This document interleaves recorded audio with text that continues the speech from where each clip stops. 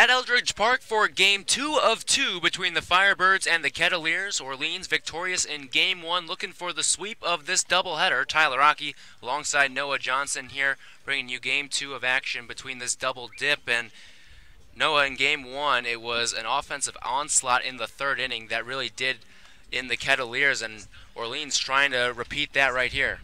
Yeah, well, they need to score a lot of runs against a team like Cotuit. The pitching staff did a good job in the first game of holding the Kettleers to only 4 runs, but now on the season, 60 runs scored through their first 10 games, obviously averaging or 11 games rather, averaging just under 6 runs per game. So, that was a big 6-run inning that they got. But that's what you're going to look for again in this game, as Cotuit will come out swinging, and they're going to put runs on the board. Almost an identical lineup for the Kettleers in Game 2. It's led off by Griffin Conine. He's followed by Grayson Janista, John Cresto in the 3-hole, Zach Cohn hitting cleanup, Chandler Avant hitting 5th, Brett Kinnaman in the 6-hole, Michael Tolia batting 7th, and Ivan Gonzalez in the 8-hole. As the first pitch from the Orleans starter, Daniel Lynch, misses in the dirt for ball 1. Then the 9-hitter is Miles Lewis, so the only change is the backstop, Ivan Gonzalez, in that 8-hole as Daniel Lynch winds and fires, and a foul pitch goes back from Griffin Conine. Lynch, the lefty from Virginia, he's backed up in the outfield left to right. Steven Scott, Jimmy Herron, Brandon Riley. And then we'll get you the infield alignment in just a second as his 1-1, low and away for ball 2. Starting at first base, it's Lars Nootbaar, second base Ethan Paul, shortstop Jeff Hotby, third base Jack Scroshans, and behind the plate Cesar Salazar as the pitch is fouled back by Conine. 2-2 on the right fielder from Duke. Conine 0 for 3 in Game 1, came into today's matchup as the leading hitter in the CCBL in terms of average, as the next one roped out into right field, a line drive for a base hit. Conine, not messing around in game number 2, gets aboard with a leadoff single. You knew it was only a matter of time for Conine. We saw that gaudy 475 average coming into the day. Only a matter of time before he strings together a couple of hits. Solid single right there into right field. That brings up Grayson Janista. As Conine aboard at first, a bit of a regression to the mean right there.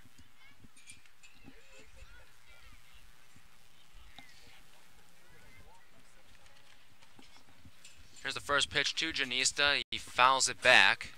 0-1 on the center fielder from Wichita State.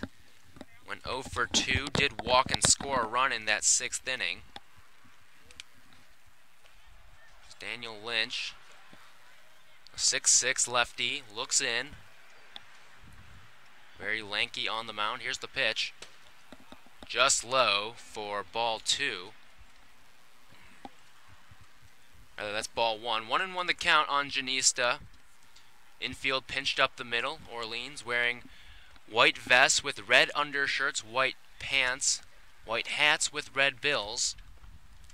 As we'll get a look over at first, Conine gets back in standing up. Kettleers with maroon tops, white numbers, a small Kettleer logo on that left chest, striped pants, and black hats. Lynch is ready. Here's the pitch. Showing bunt is Janista as that ball drops in. A fastball for a strike. He pulled back on the pitch, but 1-2 the count. None away, top of the first inning. No score here at Eldridge. Orleans trying to make it 2 straight in the doubleheader and 3 in a row on the stretch. Here's the pitch. Line drive into right field. That one might get down for extra bases. Going for third is Conine as the throw comes in from the right fielder Riley. Holding at first, though, was Janista. And that's back-to-back singles to lead off the game. Daniel Lynch in an early hole here with the 3-hitter John Cresto coming to the plate. It's a nice job by Janista right there. Just hooking a line drive past the first baseman Nootbaar. Finds the grass and easily from first to third goes Conine with his speed. So Cotuit, we mentioned in the open, they score a lot of runs, already threatening here in the first inning. Came in to today with a 293 team average, which led the CCBL. as Lynch stretches the first pitch to Cresto, outside for ball one.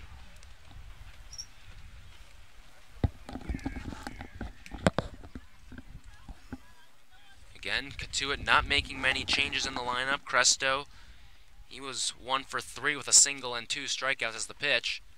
In there for a strike on a fastball. 1-1 as Lynch, the lefty, dealing to the righty Cresto.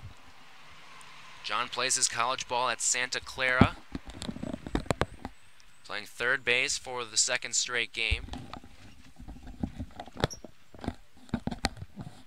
Lynch is set. Here's the pitch.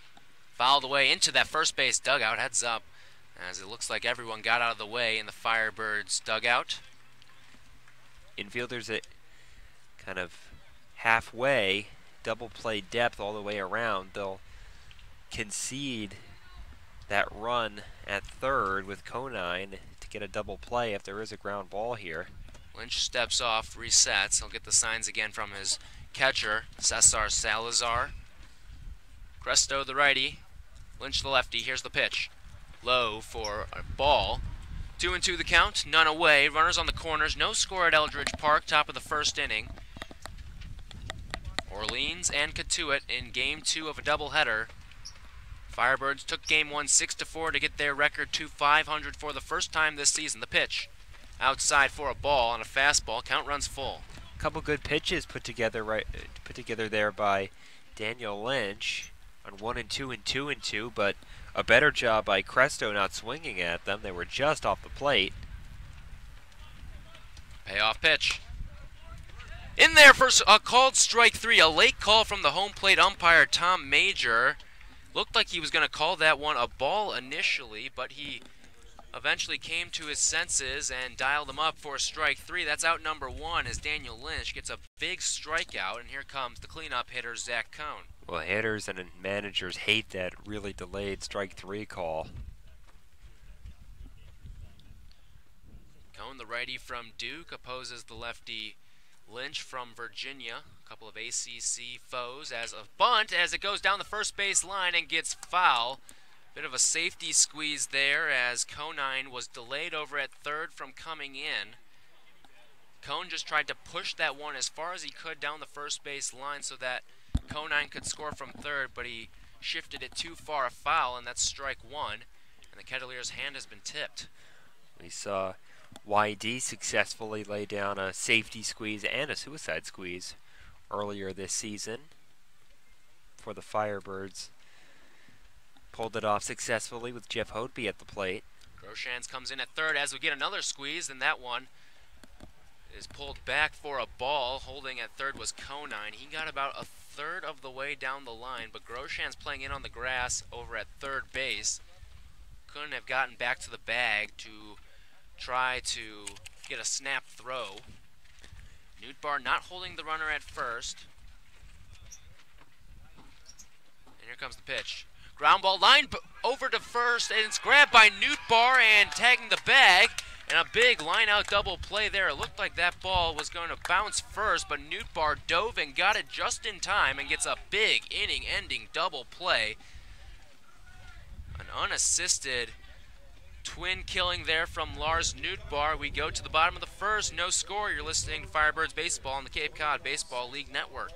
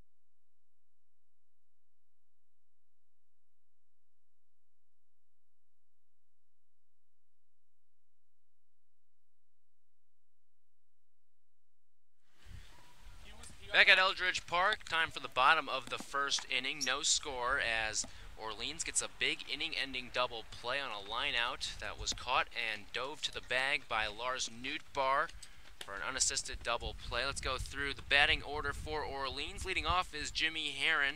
He's followed by Ethan Paul, Brandon Riley in the 3-hole, Cesar Salazar doing the cleanup hitting today. In the 5 spot, it's Nico Decolati, number 6, Lars Nootbaar getting bumped down from the leadoff spot. Jax Groshans in the 7-hole, Stephen Scott hitting 8th, and rounding things out, the shortstop, Jeff Hotby, as we go left to right.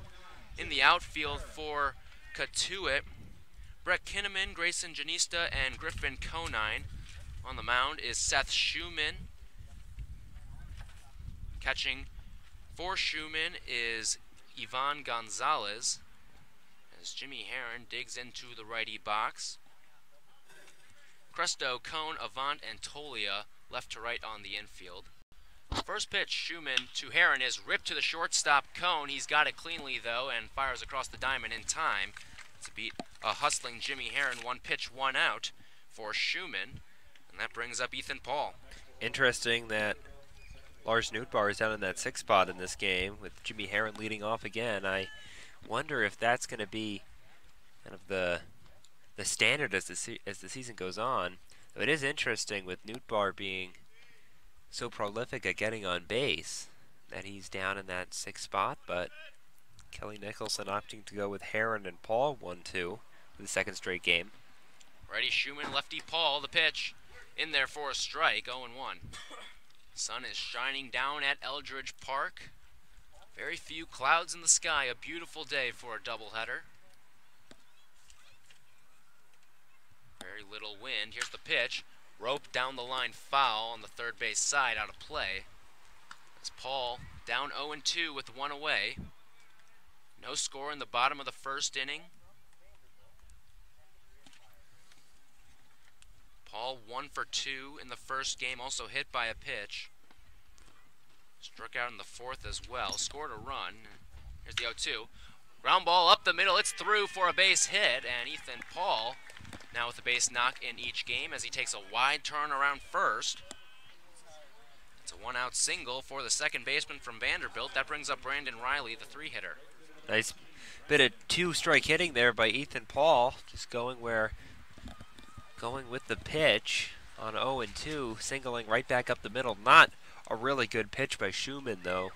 Ideally wants something out of the zone. He gave something Paul could handle, and he went right back up the middle with it. Brandon Riley, the lefty, digs in. The pitch outside for ball 1. Riley, the big hero yesterday against Harwich, a bases clearing 3 RBI triple in the 8th. That put Orleans ahead for good. A 7-4 come from behind win for the Firebirds. Here's the pitch. In and out of the mitt for a strike on the outside corner. Gonzalez couldn't handle that one as he readjusts his glove. 1-1 the count to Riley. As you mentioned earlier, Gonzalez the only position player for Cotuit that has been changed for this second game. The 1-1. Outside, 2-1 the count on Riley. Brandon did not play in the front end of this doubleheader. Got a well-deserved day off. Comes into this one. A 5-game hitting streak. Trying to keep that alive right here. He's got a big hole on the right side of the infield. If he pulls a ball as the middle infield is pinched up the middle, double play depth. Runner goes, a swing and a miss, throw down to second. It gets by the second baseman Avant and into center field. Backing up is the shortstop Cone, and it's a stolen base for Ethan Paul. Paul was fortunate. The throw beat him by a lot, but it was short hopped by Gonzalez. Decent effort by the second baseman Avant, but it kicked off the heel of his glove off the short hop as Paul slides in with a stolen base. It's Orleans' 6th on the season. Moves him out of a tie with Chatham and into 9th place. Here's the pitch. Outside for ball 3. Count is full. 1 away. Bottom of the first inning, no score. Runner on second is Ethan Paul. Just got there by himself. He singled and stole a bag. Second baseman Avant takes a couple steps back towards his natural second base position. Here's the pitch. Fouled away down the left field line, out of play. Salazar, the catcher, on deck, and if we get any further, it'll be Nico Decolati hitting in the DH spot in game number 2. We saw him in right field in game number 1. New right fielder Riley at the plate. As Paul starts to steal, and he's thrown out at third base as Schumann just stepped off the mound. And that's an unforced error on the base paths, and out number 2 as Paul got caught drifting a little bit too much, tried to get a little too greedy. 1-5 on the pickoff. Well, that's not an error. That's a design play. They try to get Schumann to balk, or at least panic and throw the ball away, but he stayed composed. Wind up, and it's outside for ball 4, and Riley aboard with a 2-out walk.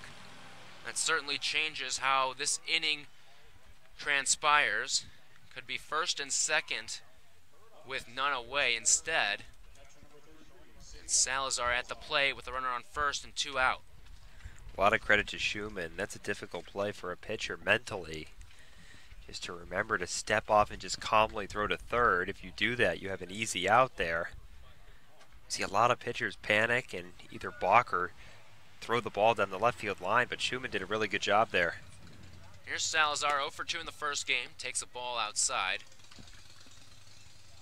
Salazar with a big fly against Harwich yesterday. A 2-run home run right after the Riley bases clearing triple.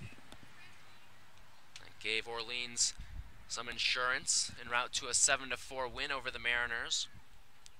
Orleans now in sole possession of second place after the opening win today. The pitch fouled away towards the first base side. 1-1 on Salazar. Orleans, after starting the season 0-4, have won 6 of their last 8. Arguably the hottest team in the CCBL right now.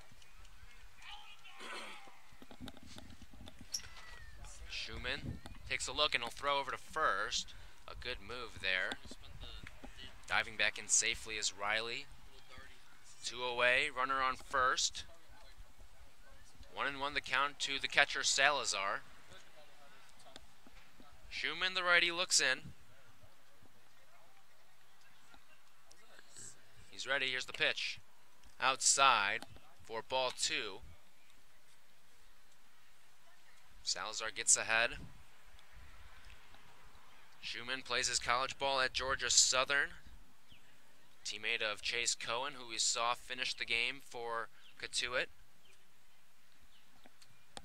Went 4 2/3. Very good pitching performance as the pitch fouled away overhead, evens the count at 2-2 on Salazar.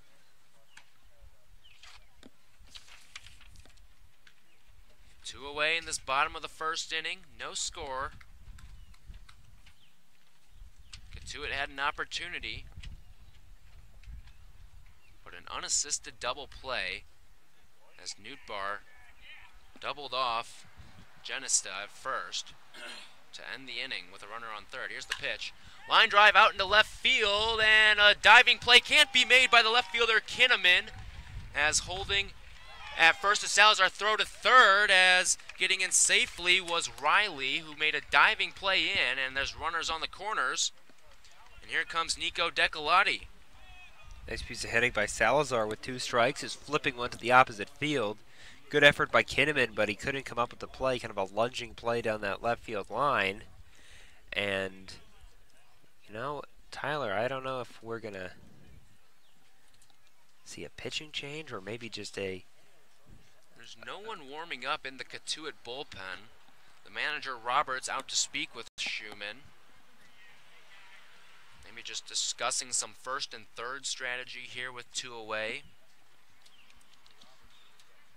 Again, Orleans took game 1 of the doubleheader. 6-4 the final. All 6 of those Firebirds runs came in the third. In an inning that featured 10 batters, the first time this season The Firebirds have hit through the order. Cotuit got both of their runs late in the game, in the 5th and the 6th, tacked on a pair in each as the home plate umpire, Tom Major, comes out to break things up, although it doesn't look like he's really playing the role of enforcer.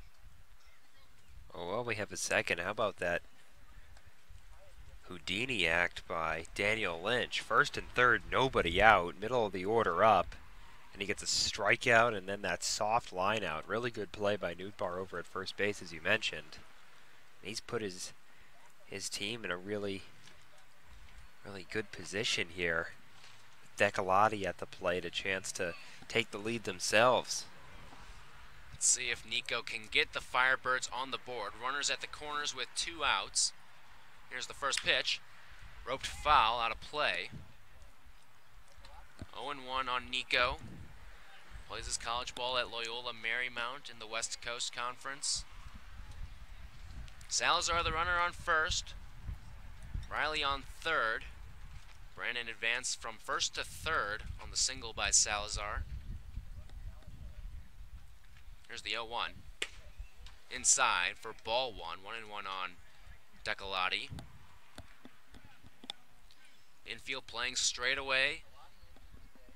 Outfield straight away. Center fielder Genista playing a little bit shallow on Decalotti.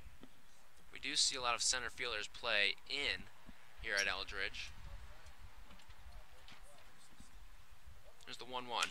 Grounded over towards the third base side. Coming up with it is Cresto. Throw over to first is not in time as Decalotti beats out an infield single, and that'll score Riley for the first run of the game. 1-0 Firebirds. Orleans drawing first blood. And here's Lars Nootbaar. Well, Cresto fielded that in the heel of his glove, it looked like, and it took him an extra second to get it out and tried to rush a throw, and he short-armed it. Ended up one-hopping the first baseman, Tolia, and Decalotti, too much speed going down that first base line while all that was happening. He's able to beat it out. Orleans takes the lead. Brings up the lefty Nootbaar against the righty Schumann. 1-0 to score Orleans as Nootbaar fouls one overhead. Shortstop Cone playing even with the runner Salazar. Third baseman Cresto even with the bag. Second baseman Avant at his normal position. Tolia, the first baseman, not holding Nico. Decalotti with a runner ahead of him at second base. Runners on first and second. 2 away. Here's the pitch to Nootbaar. Misses outside. 1-1.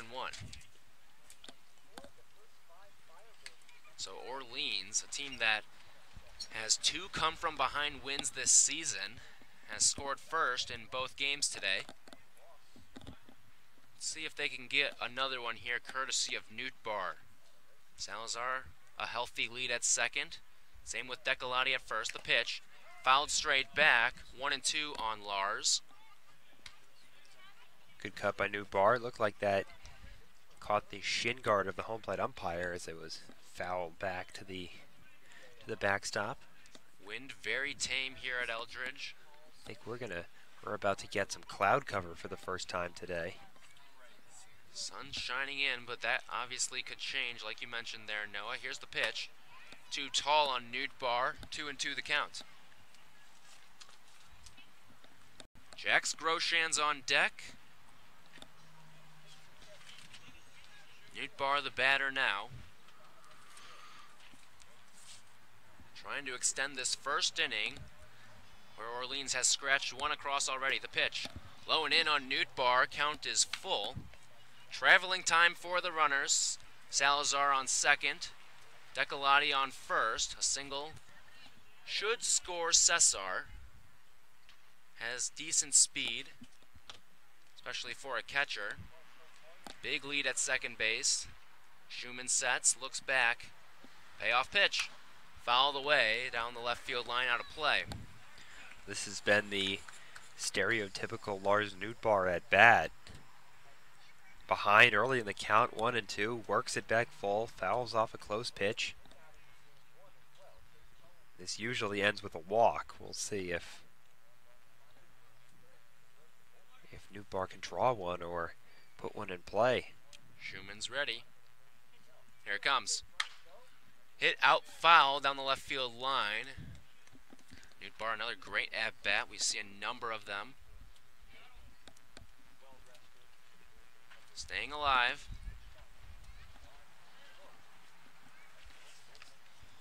Came in to pinch hit and play first base in that 6th and 7th inning. Went down looking in his lone at-bat against Chase Cohen. The 3-2. Hit in the air out to left. Coming in is Kinnaman in foul territory as that ball gets down and out of play. Running out of room was Kinnaman. Going out also was the shortstop Cone. No one could make the play as our view began to get obstructed. And Newtbar fouling off the last 3 pitches. That's a nice job by Newtbar. That's the first breaking ball he's seen with 2 strikes, or at least since the count's been 3-2. And he stayed on it and was able to foul it off. Seems like Salazar getting his lead bigger and bigger after each pitch. Here we come. Outside, he walked him. Well, there you go. There's the walk. Good eye there by Newtbar. Ball was close just off the outside corner.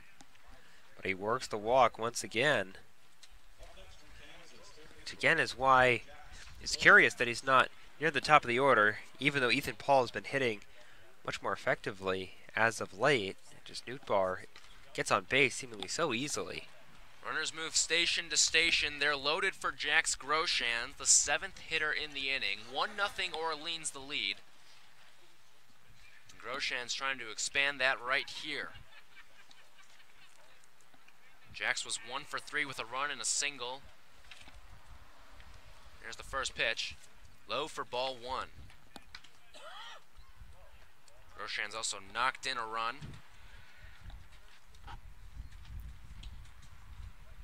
Had a home run against Wareham on Saturday. Excuse me, that was Friday, as Groshan calls for time as Schumann began his windup. Groshans adjusts his helmet, takes his time, and gets back into the batting box. Righty to righty. Here's the pitch. Inside corner, fastball strike. 1-1 on Groshans, 2 away. Bases full of birds. Groshans adjusts his elbow guard on his left elbow. Newtbar on first. Decolati on second. Salazar on third. Infield at normal depth.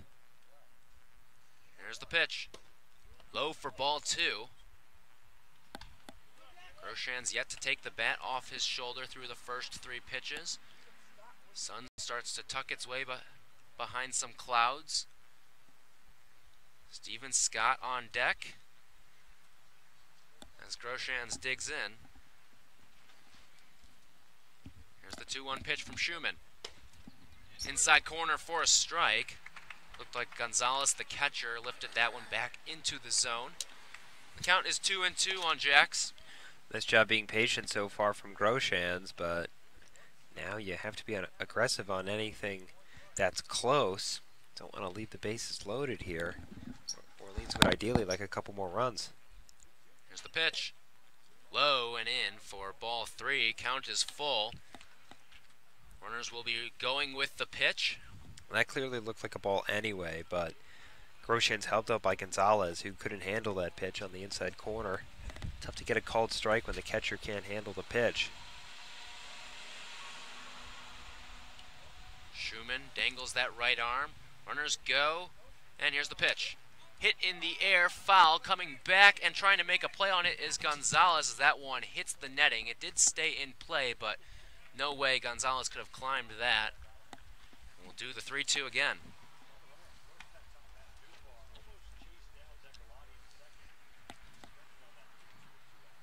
I don't know if you saw that the movement over at first base by Newtbar, but he took off when the pitcher Schumann was still in his windup, and he almost ran over Decolati at Runners second. go, the 3-2. Hit in the air, foul down the first base line, out of play. You'd imagine with a pitcher like Schumann, working from the windup with the bases loaded, you can get a good jump. You should be able to be at the next base by the time Schumann finally comes to the plate. So a single would certainly score 2. Decolati with good speed at second, likewise with Newtbar at first.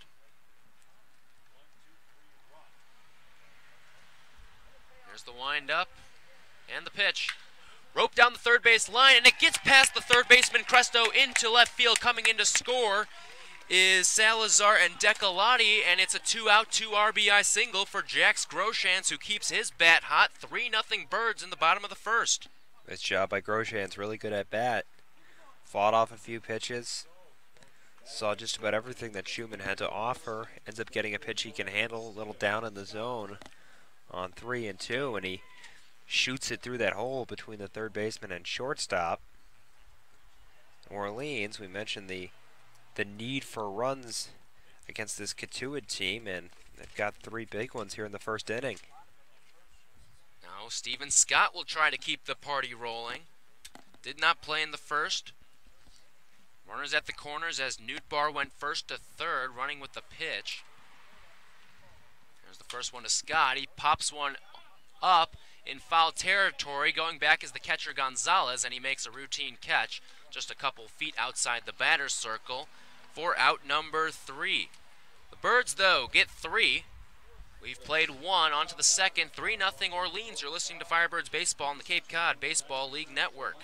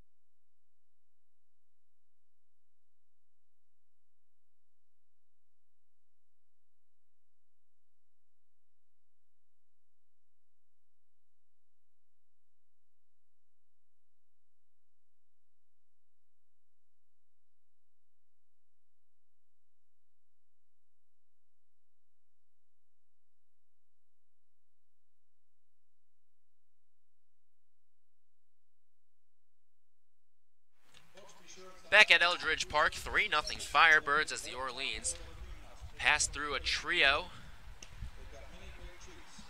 Daniel Lynch out for inning number 2. He worked magically out of a first inning jam, had runners on first and third.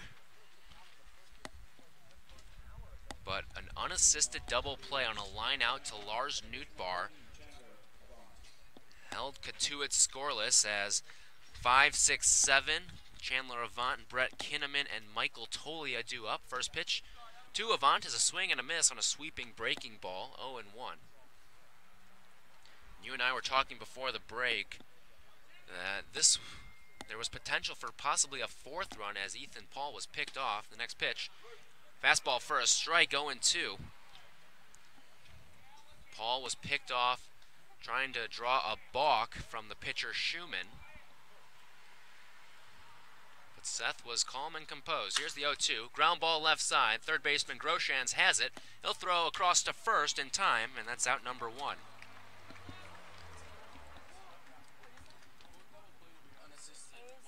Here's Brett Kinnaman.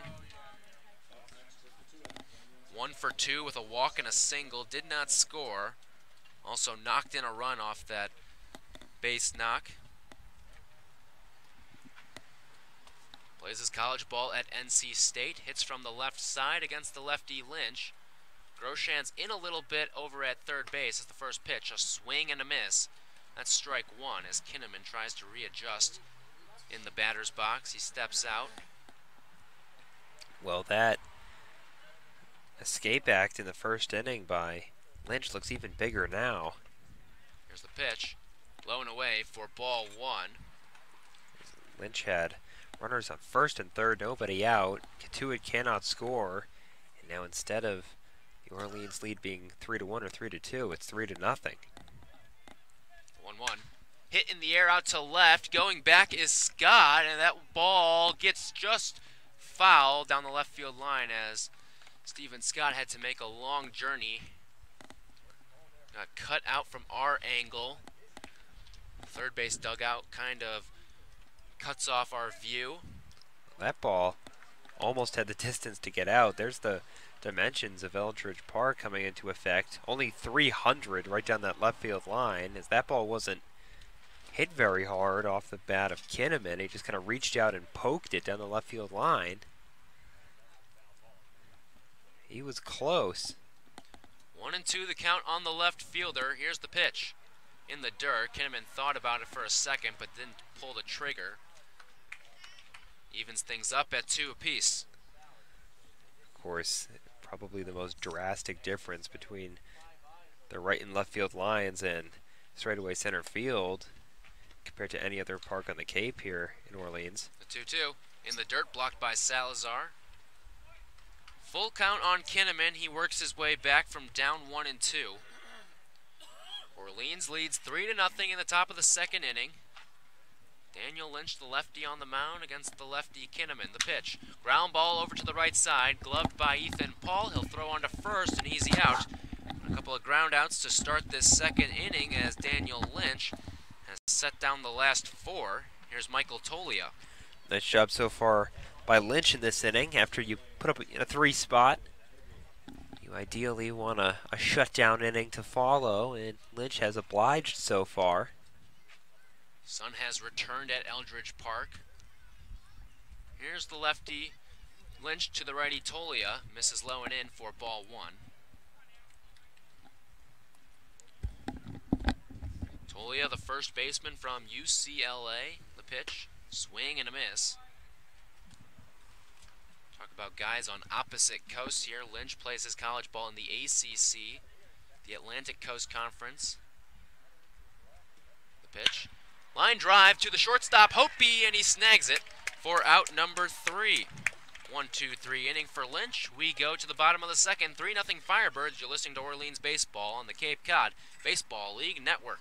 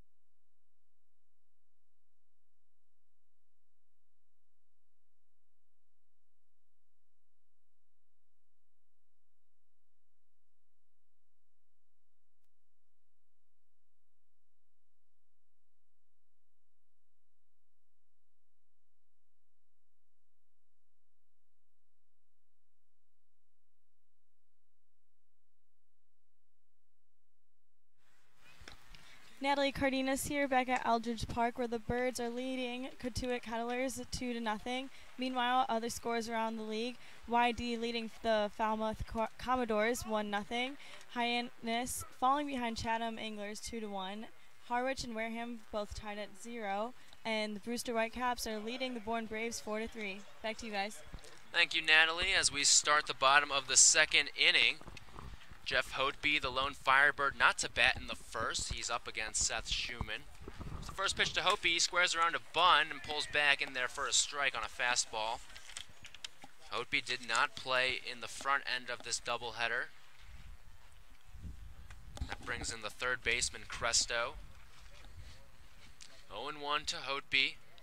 Schumann winds. There's the pitch. Low and in. Actually called that pitch a strike, so 0-2 to Hotby. That looked down and in to me, too. I didn't see the fist come up from the home plate umpire. Here's the 0-2 pitch, fouled straight back as Hotby stays alive. Good cut there by Hotby. Right on it, too. Just a little bit off as he fouls it straight back to the screen. Just missed it. Orleans with a 3-0 lead in the bottom of the second inning, trying to add on. Here's Hotby, fouls this one away. Hotby staying alive. Shortstop from the University of San Diego. Infield back to normal depth. Outfield straight away. The 0-2 pitch. Up and in on Hotby. 1-2 the count. He'll be followed by the top of the order, Jimmy Herron and Ethan Paul. And if anyone can get aboard and stay aboard, it'll be Brandon Riley and Cesar Salazar. Schumann's ready, the wind and the pitch. Low and away, that's evens the count at 2-2. A big first inning for Orleans. Put up a 3 spot. 2-2 to Hotby. Ground ball back up the middle, off the hand of the pitcher Schumann, gloved by the shortstop and over to first in time, and that beats Hotby.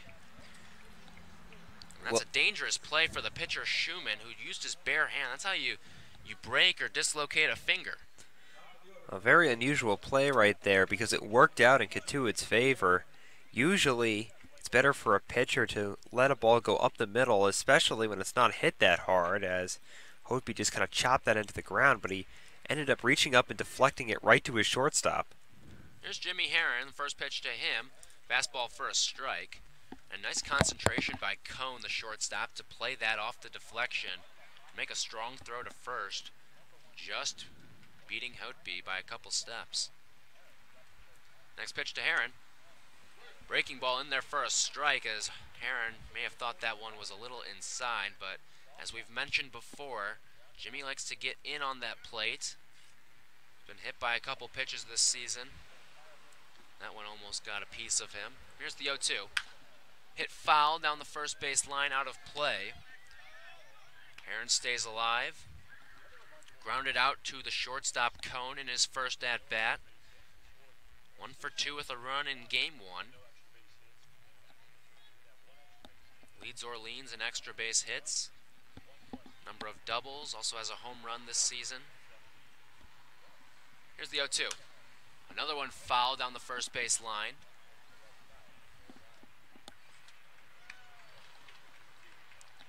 Herron drafted in the 31st round by the Yankees this year, but opted to stay with the Firebirds for the summer. And he'll return to Duke for his junior season. Here comes the 0-2 from Schumann. In the dirt, ball 1. First pitch, that was well out of the strike zone in this at bat from Schumann. We've seen Seth throw a number of strikes, however, Orleans hitting has been able to hammer those pitches. The pitch fouled away down the first base line, as that ball was in on the hands of Herron, who just fisted that one. Anything he could to stay alive. Couldn't do much with that pitch. Herron, a very good 2-strike hitter as well. Let's see if he can use that craft right here. The wind and the 1-2. Roped out into right field. That'll get down for a base hit. Taking a wide turn around first is Herron. He'll hold up at the first base bag. And it's a 1-out single for Jimmy Herron. Nice piece of hitting by Herron, going the other way. Line drive right over the head of the second baseman, and he has now reached base safely in every game he's played in for Orleans this season. That makes it a 10-game hitting streak. Excuse me, an 11-game hitting streak. He did double back in the first game as we get a meeting with the manager, Roberts. That might be it for Schumann, as he talks things over with his pitcher.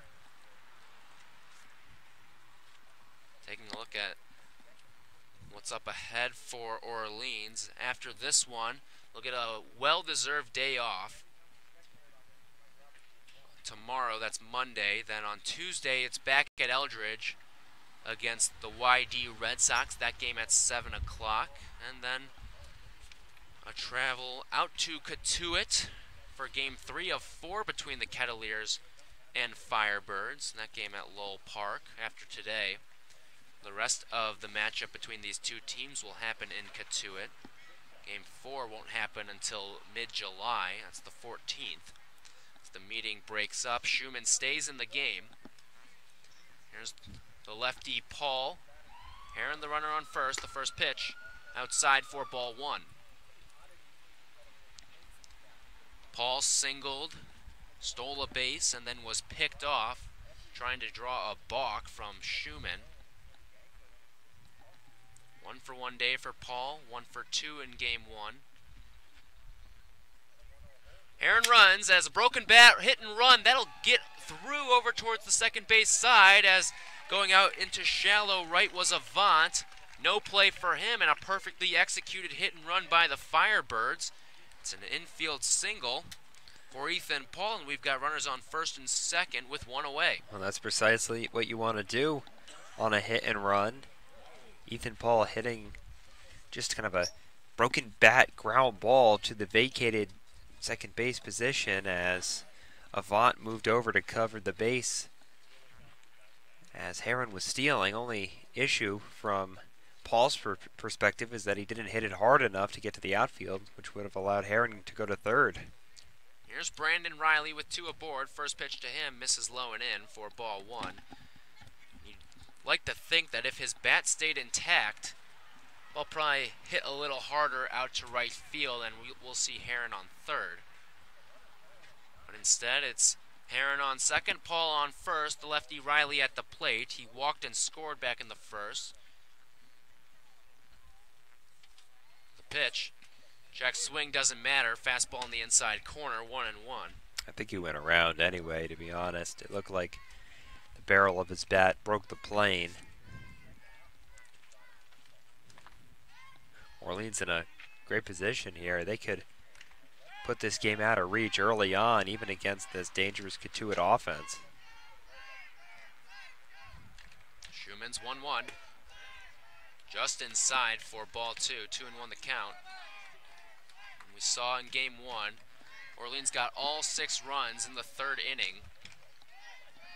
But the Firebirds did endure a bit of a scare late in the game, so Orleans hoping to get runs in more than 1 inning in game number 2. You mentioned that potent offense, Noah, from Cotuit.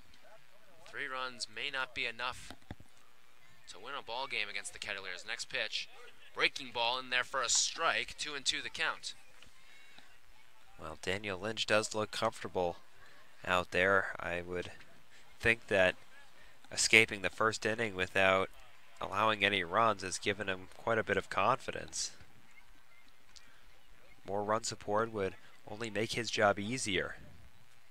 2-2 on Riley. Runners on first and second. The pitch inside for ball 3. Count full. With 1 away, a 3-0 Firebirds lead. Bottom of the 2nd inning. Salazar, the batter, on deck. He'll hit as long as Riley avoids a double play. Schumann glances back at second. Here's the pitch.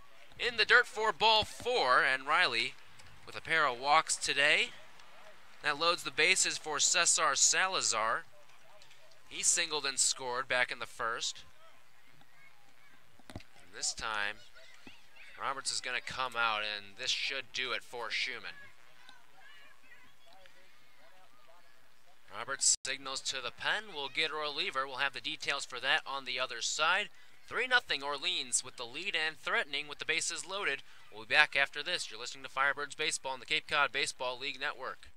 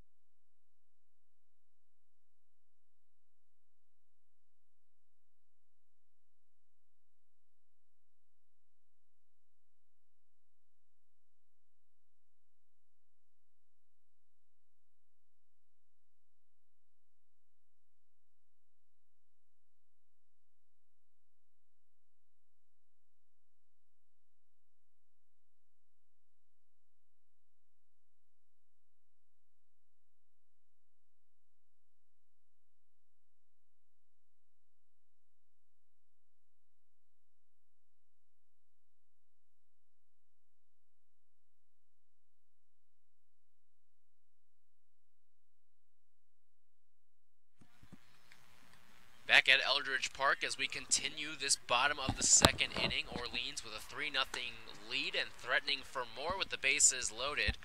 New pitcher on for Cotuit, it's Jason Billis, the righty from Coastal Carolina, a member of that College World Series winning team last season. He was a 29th round pick by the Dodgers back in 2015, despite not pitching during his senior year of high school after he had Tommy John in the fall of 2014. He'll face Cesar Salazar. Just an inning and a third out of the starter, Seth Schumann. First pitch to Salazar. Outside corner for a strike as the infield in on the grass. We've seen these Orleans hitters out of the gate against relievers. They like to attack that first pitch, kind of throw off the defense. Salazar takes that one right there. Here's the pitch from Billis. That one cracked foul, out of play down the third base line. 0-2 on Cesar. Saw Salazar go deep last night in Harwich. Could really blow it open if he was able to do the same thing here. Also went deep the last game at Eldridge Park before today's doubleheader against Chatham. The 0-2 to Cesar. Swing and a miss at a pitch in the dirt. Squirts away from the catcher, Gonzalez, but not far enough for Heron to advance home. And that's a big strikeout for Billis. Out number 2, here's Decolati. Infield single earlier today for Decolati. Also had a RBI base hit back in the first game of the doubleheader.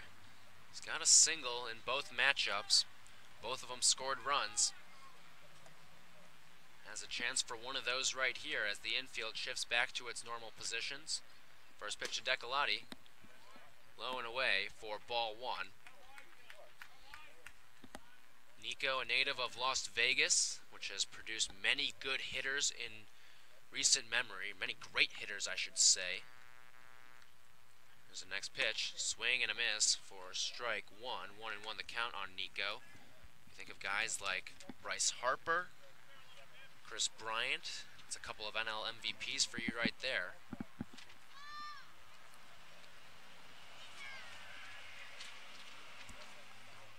Here's Billis' 1-1 to Decolati. Swing and a miss at a pitch low and away. 1-2 on Decolati.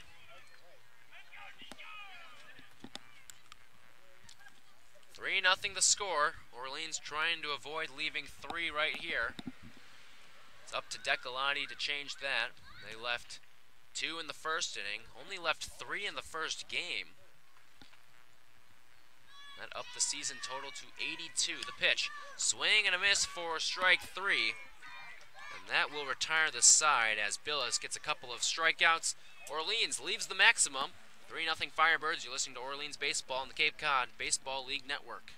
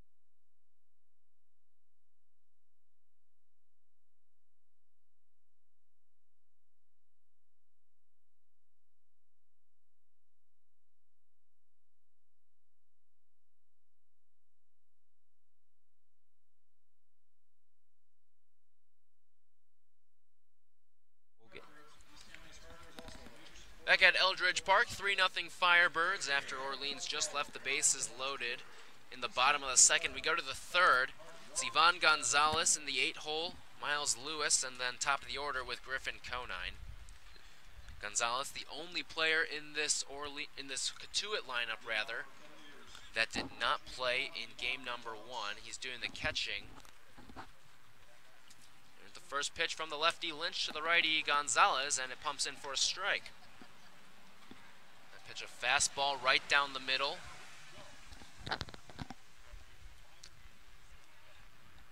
Lynch winds, the tall lefty delivers. Low and in, ball one.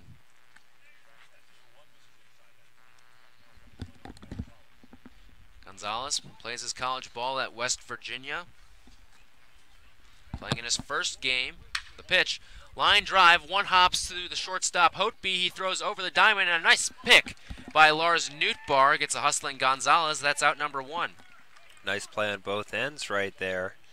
Hotby had to take a half step back to play that on a short hop, and his throw into first was low, but picked very nicely on an in-between hop right there by Lars Nootbaar. Lynch rolls on. He has now retired the last 6 men he's faced. Here's Miles Lewis. He looks at a curveball for a strike. Lewis, the designated hitter in both games, hitting in that 9 spot. There's the pitch. Hit out to deep left. Going back is Scott. He should have room for it, and he does. And that's out number 2. 2 quick outs for Daniel Lynch. Well, the last 2 innings for Lynch have been the polar opposites as compared to the last 2 innings when Orleans has been at the plate. Orleans having a couple long, drawn-out innings to start this game, and Lynch making quick work of Cotuit. That brings up the lefty Griffin Conine. He watches a ball low on a fastball. Conine 0 for 4 in the first game. Came in as the CCBL's leading hitter in average. As the next pitch, a swing and a miss. A big cut there by Conine. Came back to earth back in the first, though, with a single, however, was left on third.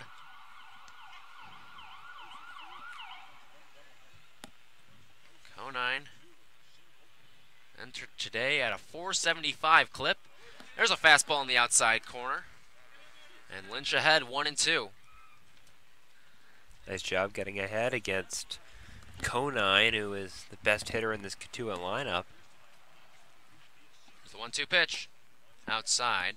That's a smart pitch at 0-2. 2-2 on Conine. Give something away to Conine right there. Pitch he couldn't have done much with if he had taken a swing at it. Here's Lynch's pitch. Jack swing, a look down to second. He did go. And that is out number 3 as Daniel Lynch picks up his second punch out of the game. They go down in order. We go to the bottom of the third. 3-0 Firebirds. You're listening to Orleans Baseball on the Cape Cod Baseball League Network.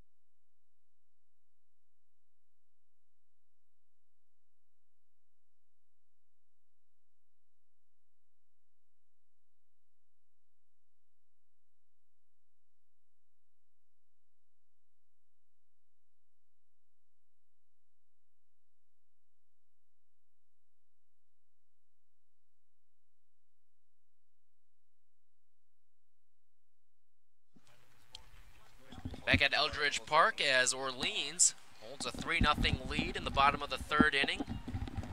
It'll be Lars Nootbaar, Jack Scroshans, and Steven Scott. Jason Billis stays in for Cotuit. First pitch from the righty Billis, fastball for a strike. Now that fastball has been sitting upper 90s, 96 to 98 on the gun today. Very impressive for the righty from Coastal Carolina. You can see why the Chanticleers Won last year's College World Series as that fastball misses outside. Certainly helps when you've got arms like Billis.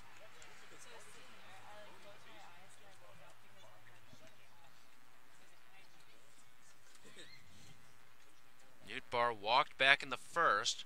The pitch, low and in, 2-1 on Lars.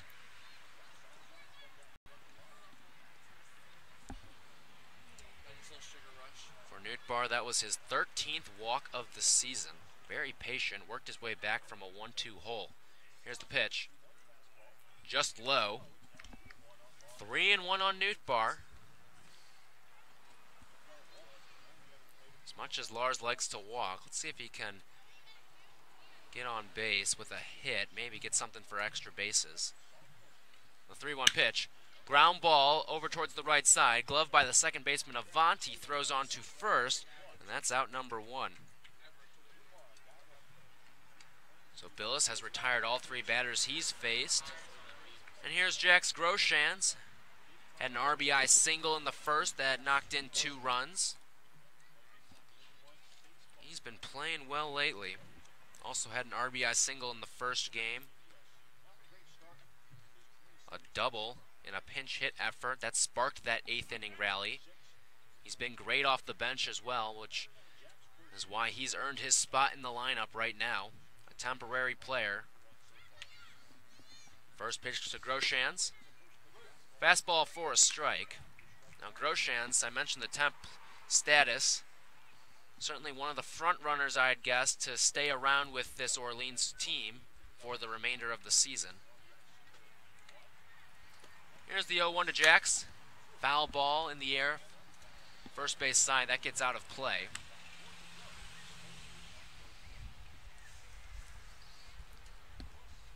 Groshans tied for the team lead with 2 home runs. Shares that title with Cesar Salazar. Third baseman digs in. Here's the pitch. Fisted over towards the right side with some weird topspin. It gets past the second baseman Avant as Chandler overran that. And it just took a weird hop into right field, and that's a 1-out single for Groshans. He's 2 for 2 today. There's nothing Avant can do about that. I've never seen topspin quite like that. I think that went right off the top of the bat, and it had some really funky spin heading up to second base. Avant had to rush over to try to stop that. It was hit pretty far away from him in the hole between first and second. You're right, it bounced back and he ran right past it. That ball continued on its course. It would have been perfectly played for Avant as a throw over to first. Sliding back safely is Groshans. Here's Steven Scott. He fouled out to the catcher Rodriguez to end the first inning. Scott did not play in the first game. He watches a fastball for a strike. 1 away, runner at first. 3-0 Orleans. Firebirds have gotten hits in every inning. In fact, they've gotten multiple hits in every inning thus far. Scott trying to keep that trend alive as we get a throw over to first, and Groshans gets back in standing up. Sun tucked behind the clouds at Eldridge. Here's the pitch. Fastball away. 1-1.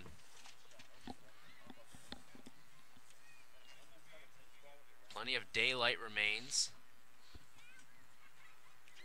We're approaching the time where Eldridge games usually start, 7 o'clock, as the pitch hit in the air down the left field line. Charging over is Kinnaman, and that ball,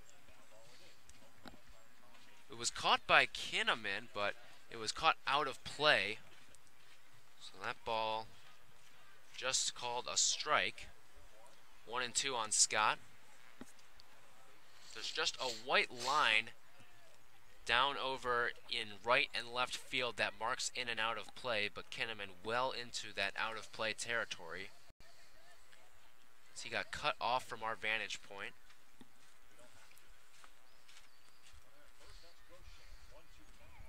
Look over to first and diving back in safely. Third pickoff move from Billis on Groshans. Might be the best one we've seen The ball was placed perfectly right at the hand that Groshans was diving with. There's the pitch. Swing and a miss for strike 3, and that's the third punch out for Billis. That's 2 away. Here comes Jeff Hotby, the 9-hitter.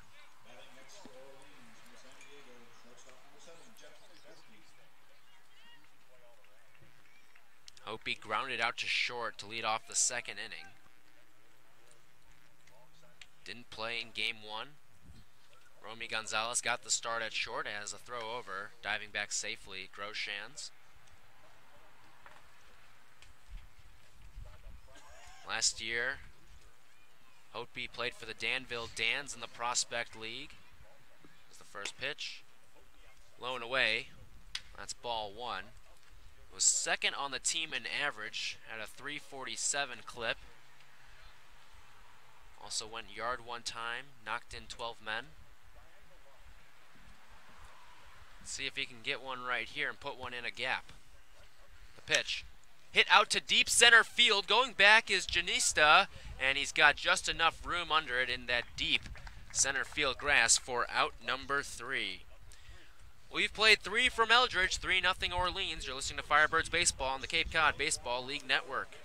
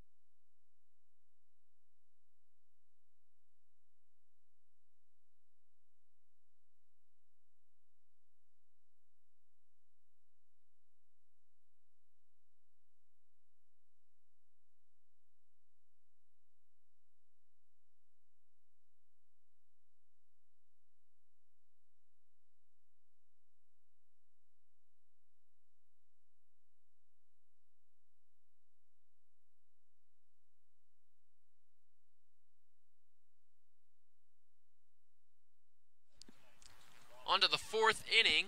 Orleans with a 3-0 lead in game 2 of the doubleheader. Firebirds took game 1, 6-4.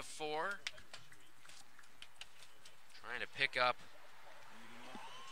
points 13 and 14.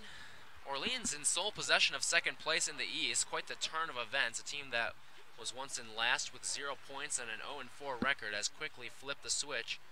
6 of the last 8 have gone the Firebirds' way. First pitch. In for a strike to Grayson Janista. He's singled back in the first. But he was doubled off on an inning double play as he pops one foul. Unassisted double play by the first baseman, Newt Barr. Well, Lynch, after allowing singles to the first 2 batters, he's set down 9 straight. Here's the pitch. Blocked by Salazar. Very nice block by Salazar as that ball bounced a little in front of home plate. Tough ball to judge, and he was able to square up the ball and knock it down and keep it right in front of him. Here's the 1-2. Inside. Looked like home plate umpire Tom Major was going to ring him up. He started to take the step back. It looked good from our vantage point. Salazar was ready to whip it around the horn. But not the case as Lynch fires his 2-2. Right back to the pitcher. He'll run it over. And an underhand toss to Newt Barr is out number 1. So Lynch fielding his position nicely on that one as we have 1 away. Here's the 3-hitter, John Cresto. One of Lynch's 2 strikeout victims. Went down looking back in the first.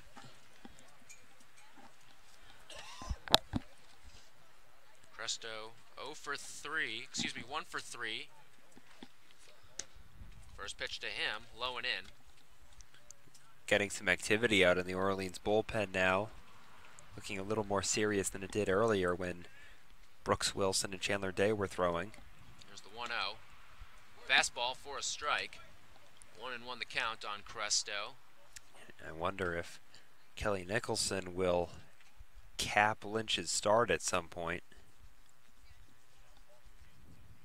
Lynch the lefty against the righty Cresto. The pitch. A swing and a miss for strike 2. Cresto in a hole.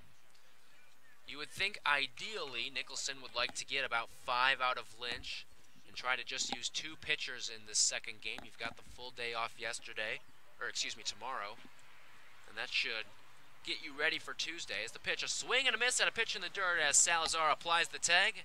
That's out number 2 and strikeout number 3. Well, Lynch has been making quick work of the Kettleers ever since he ran into a little bit of trouble back in the first inning. Cotuit hasn't been at the plate for very long. That's 10 straight retired by Lynch. That brings up Zach Cohn. He lined into that inning-ending double play. Lynch winds the pitch. Fastball just outside. Looked good from our vantage point. 1-0 the count as the sun returns at Eldridge Park. Clouds starting to leave as that one golfed out into left center. Going over is the left fielder Scott, and he's out it. He's got it, rather, for out number 3. Another 1-2-3 inning. That's 3 straight perfect frames for Lynch. We go to the bottom of the 4th. Score 3-0 Firebirds. You're listening to Orleans Baseball on the Cape Cod Baseball League Network.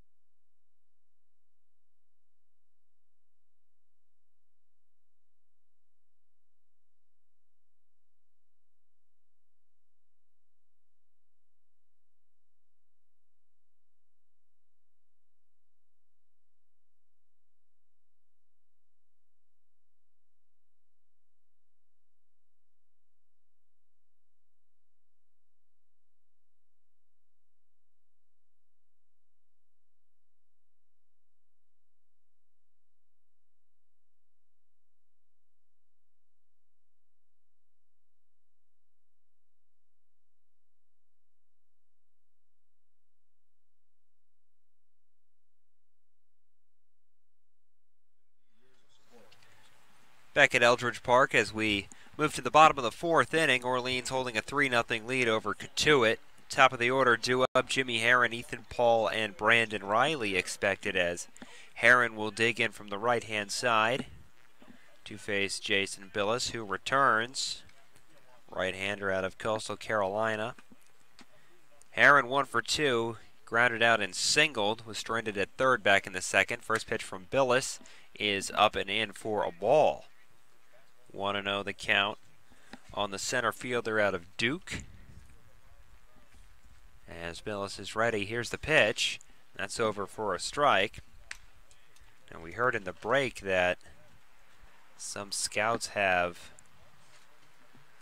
Billis pegged to go 14th in the upcoming MLB draft as he fires inside. That's a ball. 2-1 the count on Herron. Herron leading Orleans in just about every offensive category, except for home runs and triples.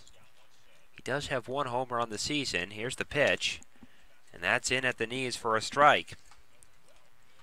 2-2 as the Clouds return here at Eldridge Park. Been a very pleasant day for baseball. Here's the 2-2. Swung on and popped foul. That will get out of play off to the right. Count stays 2-2. 5-pitch at bat for Jimmy Herron thus far. As we did not see Herron in yesterday's game, but he did play in the first game of this doubleheader against Cotuit. Got on base a couple times. Here's the pitch. Swung on and fouled back to the screen. Count stays at 2-2 as Herron continues to battle. Ethan Paul on deck, the second baseman out of Vanderbilt, who has had a busy day in the field. As Billis looks in, here's the 2-2. Swing and a miss, got him with an off-speed pitch. Hung it up a little bit in the zone, but Heron was fooled after a steady diet of fastballs, and he strikes out swinging for the first out of the fourth inning. That will bring up Ethan Paul. Couple singles. Stranded at second base in the second and was picked off in the first, as he has turned it around offensively as of late. Here's the pitch, swung on and lined up the middle. That's a base hit. Paul's 3 for 3, and difficult to imagine that he started the season 0 for 10 as he continues his hot streak here this afternoon. And he's on with a 1-out single, and that'll bring up Brandon Riley, the right fielder out of North Carolina. Riley's been on base twice as well. Walked in the first, walked again in the second, scored a run back in the first. Paul on first with 1 out. Billis delivers, swung on and hooked foul wide of first. Counts 0-1 on Brandon Riley. Riley had the first game off with Nico Decolati in right field. Had a big 3-run triple to put Orleans ahead in the 8th inning against Harwich last night. Billis peers in. Here's the pitch, and that catches the bottom of the strike zone at the knees. It's 0-2 on Brandon Riley. Well, this game has sped up considerably after a couple drawn-out frames to start the evening. Here's the 0-2, and checking his swing is Riley on a ball in the dirt. It's 1-2. Orleans with 3 in the first. That's all the scoring that's been done in this second game. Orleans did all their scoring in the first game in the third. They hung a 6th spot on Cotuit, and that was enough to get the victory. Here's the pitch, and there's another one low. It's 2-2 on Riley. Cesar Salazar on deck. He'll be followed by Decolati. Orleans looking to extend their lead. Daniel Lynch has been comfortable. Here's the pitch. That's in the dirt. It squirts away, and up to second easily goes Ethan Paul. So the count is full on Riley as Billis stretches out on the mound. Orleans already with 8 hits in this game. They've been held scoreless since the first. Paul's on second, 1 out, 3-2 on Riley. To the set, Billis. Here's the pitch. Swung on and chopped to third. Play made by Cresto. He throws on to first in time for the second out of the inning. 5-3 on the tap out. And that will bring up the cleanup hitter, Cesar Salazar. He singled and scored a run in the first and struck out swinging in the second. Again, this only a 7-inning game here at Eldridge Park. Part of the Cape League's scheduled doubleheader format. Both games only 7 innings. We will only go 9 if we go to extra innings. Here's the first pitch to Salazar, and it's inside. It gets away again. Gonzalez has to chase it up the right field line, and down to third goes Ethan Paul. 1 ball and no strikes.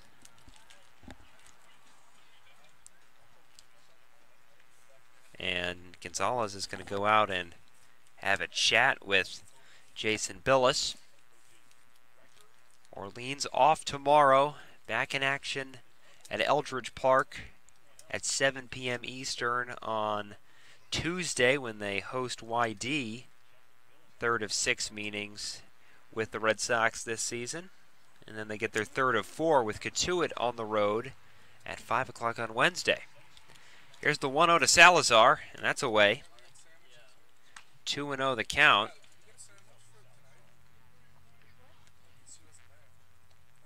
Ethan Paul at third.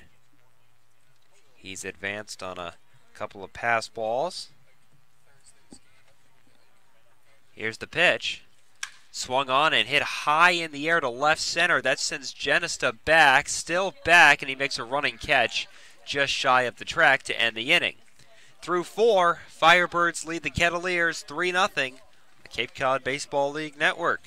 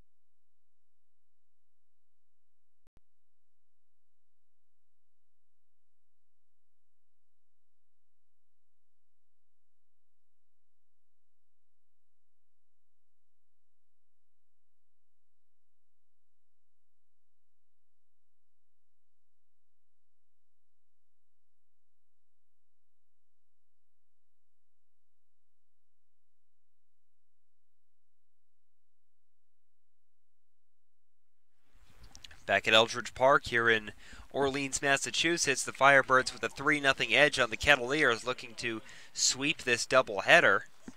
Daniel Lynch returns for his 5th inning of work. He has retired the last 11 he has faced. Swung on and lined off the glove of the shortstop, Hotby. And that'll do it for the 11-batter streak for Daniel Lynch. It's a base hit for Chandler Avant. And he is on with nobody out here in the 5th. And that will bring up Brett Kinnaman, left fielder from North Carolina State. He grounded to second back in the 2nd inning. Tying run is in the on-deck circle for the Kettleers. Here's the pitch from Lynch, and that catches the inside corner at the knees. Strike 1. This is exactly the type of start you wanted from Daniel Lynch if your manager Kelly Nicholson. Get into the 5th inning. No balls, 1 strike. 1 on, nobody out. We're in the top of the 5th. Firebirds lead 3-0. Here's the pitch from Lynch. That catches the outside corner. Quickly 0-2 on Kinnaman. Now it's cooled off a little bit. Clouds have covered the sun. Felt like summer today.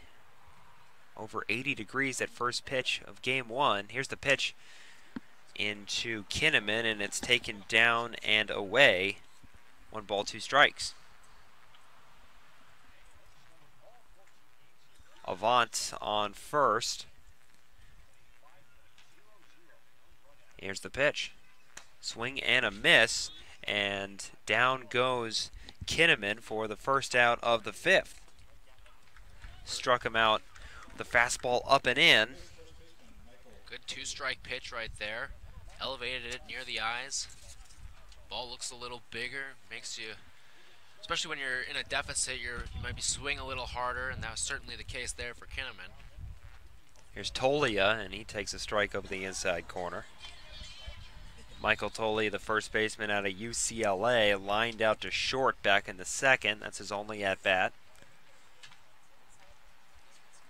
Avant takes his lead. The lefty delivers, and that is off the plate somewhere.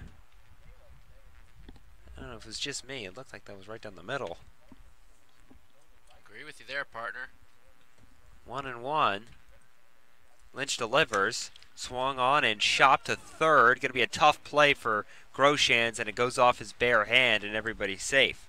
So a swinging bunt by Tolia, and he's on with an infield single, and that will bring up Ivan Gonzalez. He represents the tying run. And if you ask me on that last play, I think Groshans probably should have tried to use the glove, tried to get fancy with it and bare hand make the highlight play, but the safer play would have been to go with the glove. I still think he would have had time to get Tolia over at first. Here's the pitch. Gonzalez floats it foul down the first base line and out of play. No balls and one strike. Well, a single off the glove of Hotby, though it was an exceptionally difficult diving play at short. And then an infield single to Groshans. Here's the pitch. And that's over the outside corner, 0-2. Just shows that Lynch really hasn't been hit very hard today.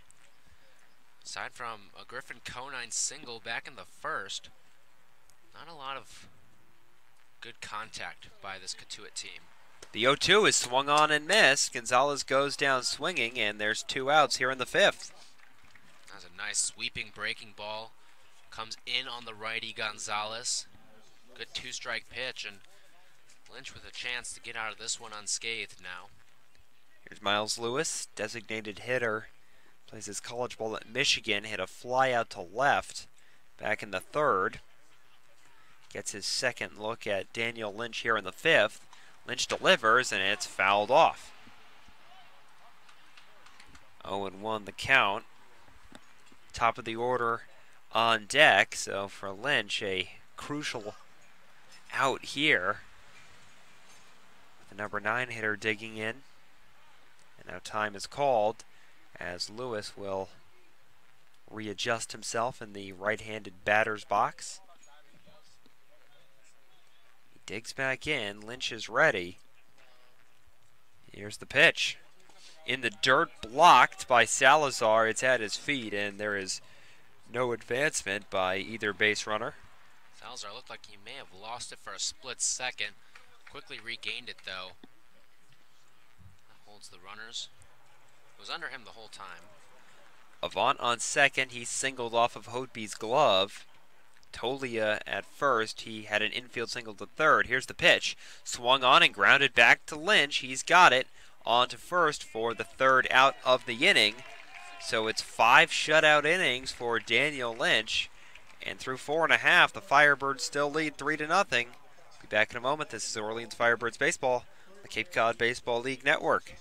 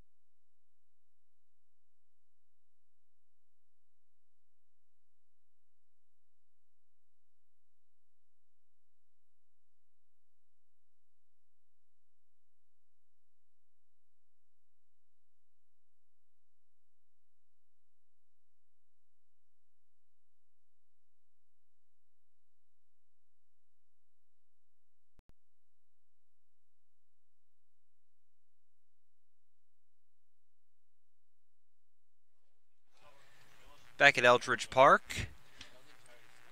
And there's a new pitcher for the Cotuit Kettleers as we move to the bottom of the 5th inning. It's Kyle Kemp out of Lipscomb. He's made 1 appearance through 3 shutout innings, as Nico Decolati will dig in from the right-hand side. The final line on Jason Billis out of Coastal Carolina, who was very good in relief. 2 2/3 innings.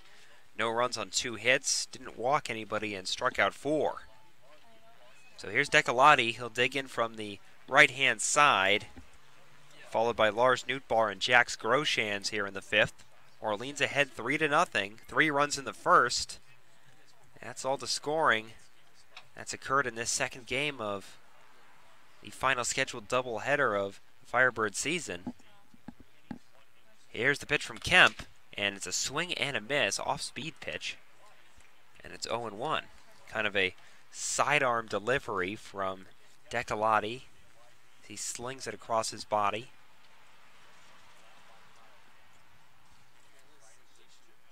Kemp is ready. Right-hander from the set.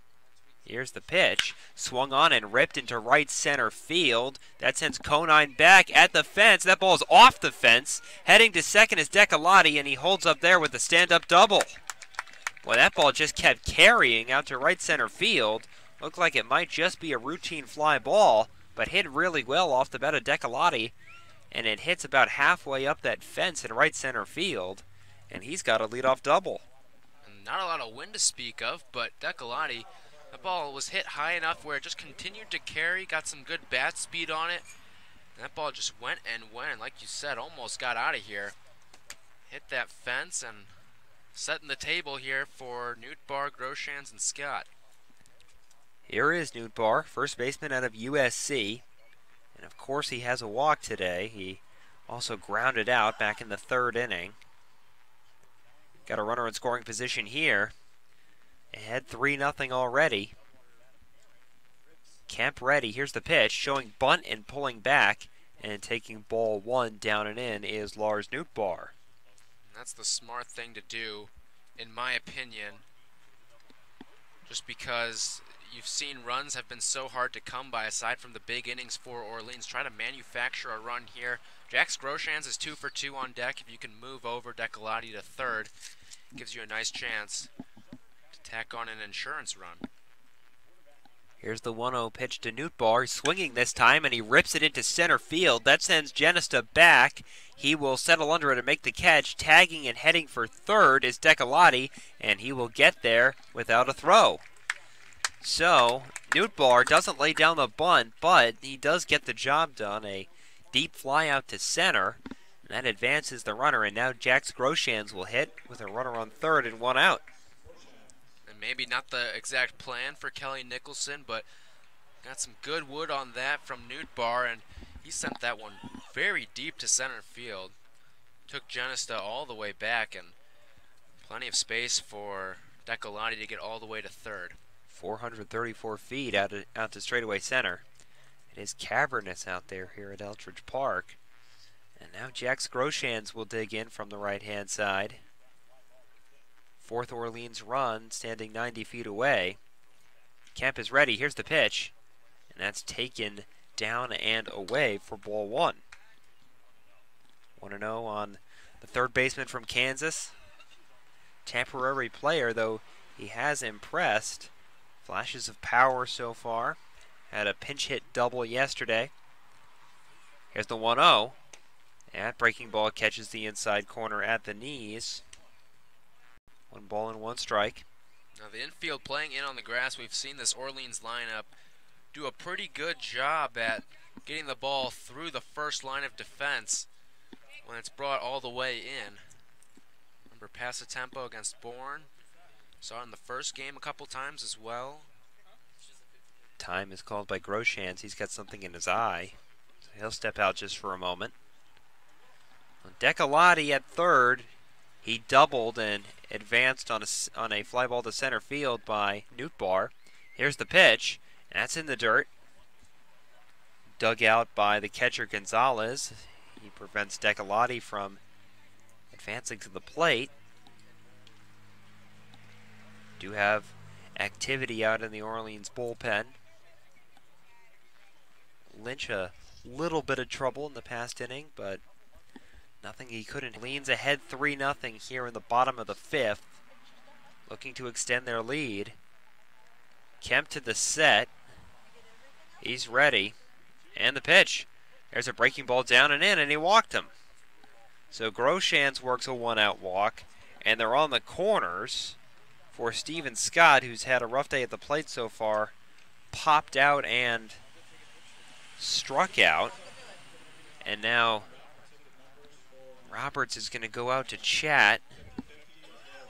And we are, it seems, going to get another pitching change.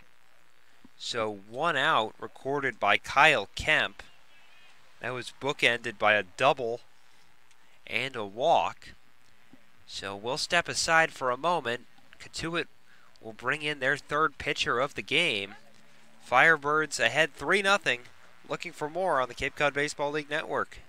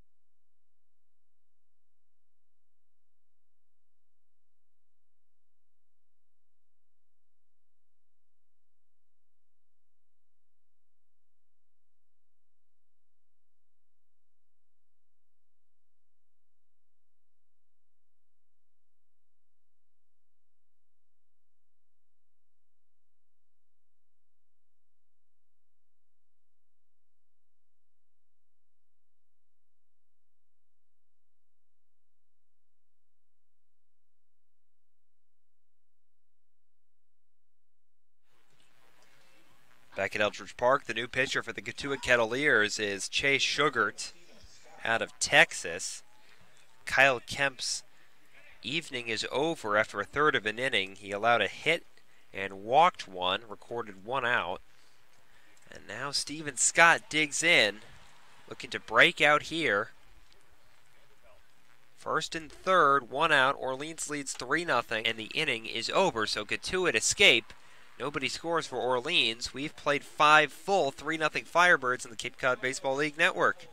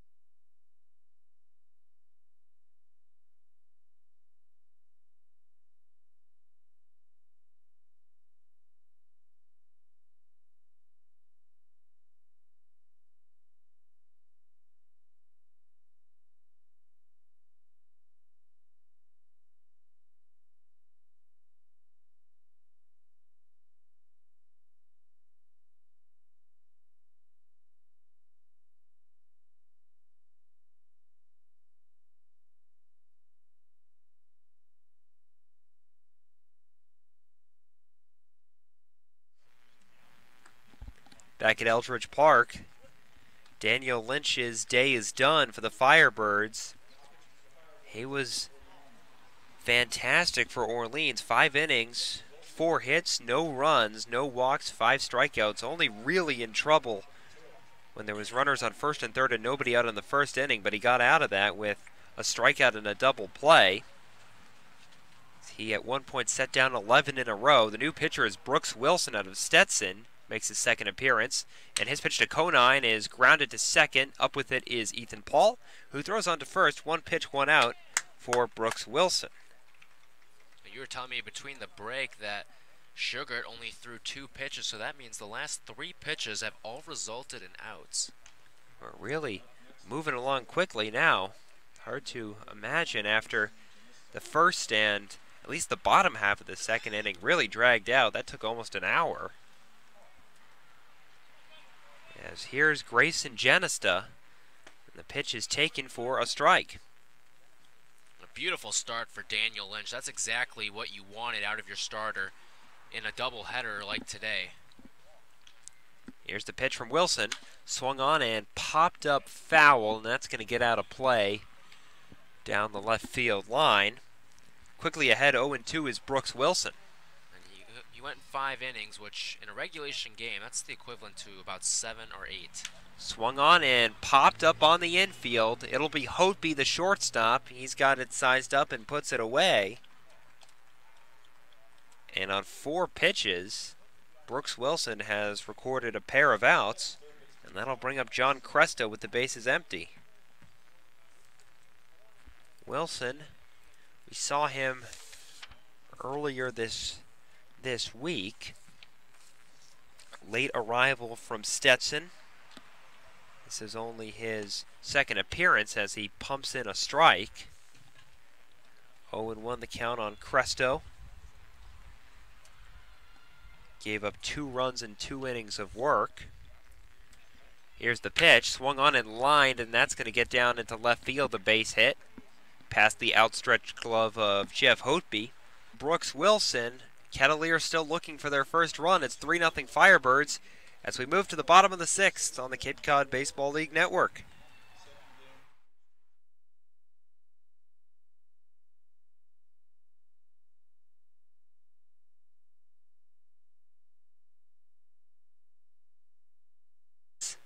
Bottom of the 6th inning, Firebirds still holding onto a 3-0 lead. All 3 runs coming in the first inning. Top of the order, Jimmy Herron, Ethan Paul, Brandon Riley due up as they face Chase Sugart, who threw 2 pitches and recorded 2 outs in the 5th as Orleans was unable to score. Peering in is the right-hander Sugart, and now he wants time. He'll step off.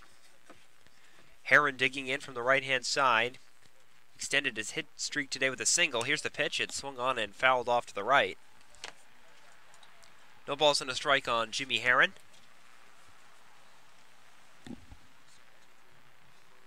So he'll dig back in. Orleans looking for a couple more runs. Here's the pitch by Sugart. It's in the dirt. Herron takes a look at Sugart. Here's the 2-2 pitch. Swung on and fouled straight back to the screen. Count stays at 2 balls and 2 strikes. So Orleans, once again, they started the season 0-4,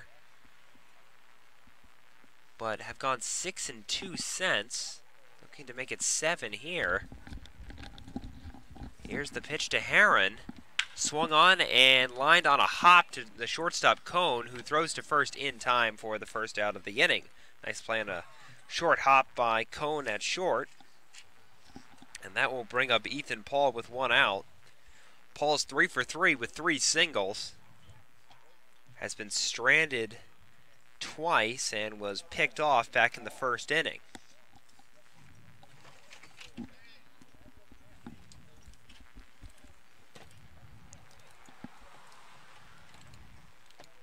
Ethan Paul will dig in from the left-hand side.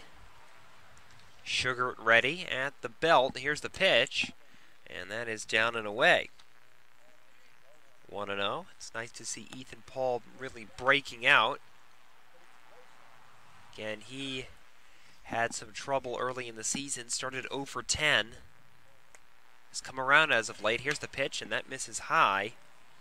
2-0 on the Orleans second baseman.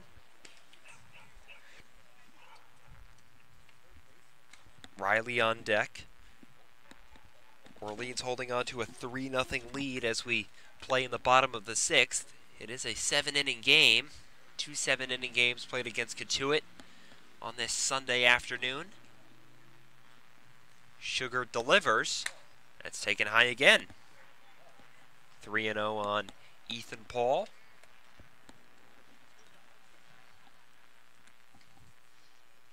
Now Sugar peers in once again. Here's the pitch. Taken outside. Wilson have done a number on the Kettleers. They have been unable to produce anything offensively here.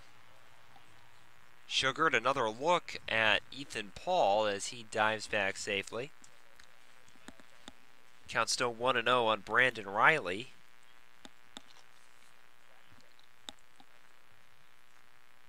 Cotuit have opted to wear their batting practice jerseys for both games of this doubleheader. Here's the pitch. That's down and in. Used to seeing them in a button-down maroon jersey when they play their road games, but opting to go with the t-shirt today. I don't blame them. It started out very hot today. Jerseys they've got on much lighter weight. Another look at Paul, and he's back with a dive. So very concerned with Ethan Paul over at first base is Chase Sugart out of Texas. Here's the pitch, swung on and fouled off of Gonzalez's mask, and it knocks it off as the home plate umpire will go out to talk with Sugart as he gives Gonzalez a chance to collect himself. 2-1 the count on Brandon Riley. Sugart only threw 2 pitches in the 5th inning, got a fielder's choice and a ground out. Here's the 2-1. Runner goes, swung on and fouled off by Riley. So a hit and run for Orleans as Riley hits that beyond the netting that extends down the left field line. And the count is even at 2 balls and 2 strikes. Cleanup hitter Cesar Salazar on deck. 1 out in the 6th, 3-0 Firebirds. They lead the Kettleers. Sugart looks in, he's ready. And he delivers. Swung on and grounded softly to short. Only one play for Cone, and he pulls the first baseman Tolia off the bag. Everybody's safe. It'll be interesting to see what the call is there. Riley very close over at first. Looks like that's going to go as a hit, according to the scorekeeper here in Orleans. So, assuming that Riley would have beat that out, it wasn't hit too hard, just a chopper to short. And now Salazar. 2 on, 1 out. Orleans already up 3. Salazar homered yesterday. So far in this game, a single and a run scored, strikeout and a flyout. Swung on and chopped right at the feet of the catcher Gonzalez. 0-1. They are going to give him the single. Maybe a bit of a hometown call right there. Looked like Riley had some good speed up that bag. He can fly. And Cone had to rush the throw, so it is a hit. Here's the 0-1 pitch to Cesar Salazar. Swung on and lined into right. That's going to drop in for a base hit. Around third and being sent to the plate is Ethan Paul. The throw will go to second, and Orleans have added to their lead as Ethan Paul crosses the plate on an RBI single by Cesar Salazar. And the Firebirds are ahead 4-0 as we're going to see another pitching change as Roberts is out to pull Sugart. A soft single into right sends Sugart back to the Cotuit dugout, and we'll take a quick break. Pitching change here at Eldridge Park. Firebirds with runners on the corners and 1 out, lead 4-0 on the Cape Cod Baseball League Network.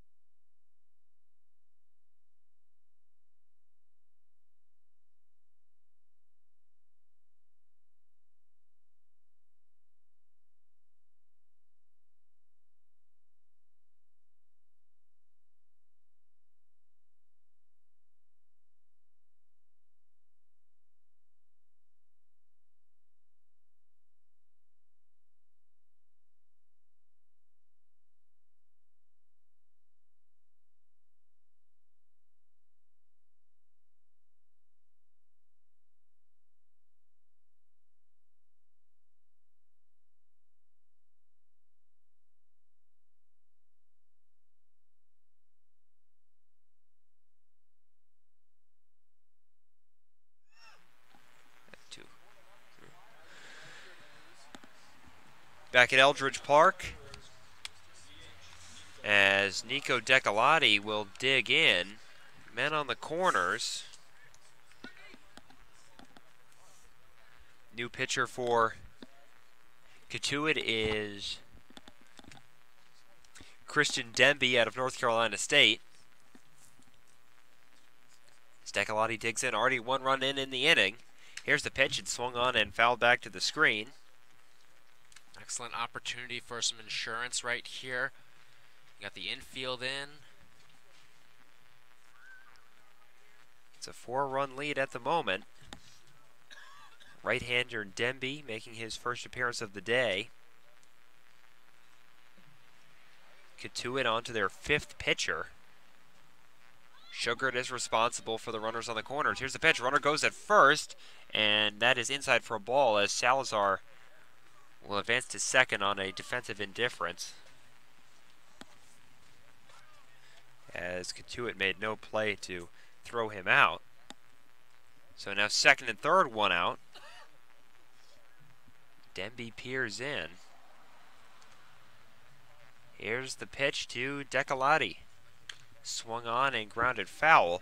That single by Salazar gave him his 5th RBI of the season.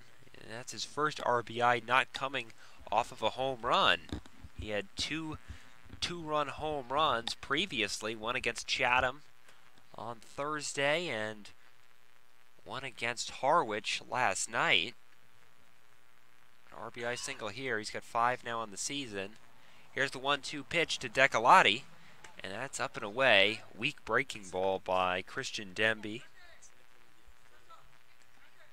2-2 the count.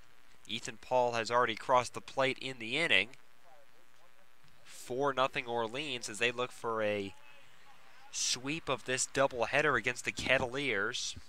They will meet again at Lowell Park in Cotuit on Wednesday.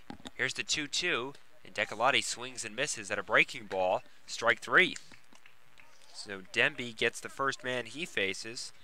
And here's Lars Nootbaar. A walk, a ground out, and a fly out to center. That fly out moved Nico Decolati to third after he had doubled, but Decolati was thrown out at the plate as no runs scored last inning for Orleans. One has scored here in the 6th. They lead 4-0. Here's the pitch from Denby, and Newtbar takes away ball 1. Salazar, when the infield was pinched in, was getting a lead about half a base length. Now much shorter over at second base. 1-0 the count on Newtbar. Runners on second and third. Here's the pitch. Newtbar takes the ball. You can actually hear Kelly Nicholson from the dugout yelling at Salazar, "Grande, grande, mas," which is Spanish for bigger. Salazar from Mexico. 2-0 the count on Newtbar. Salazar on second. Riley over at third. Here's the pitch. It's in the dirt. 3-0 the count. Well, the Kettleers will need quite an offensive explosion in the 7th inning if they're going to keep this game alive.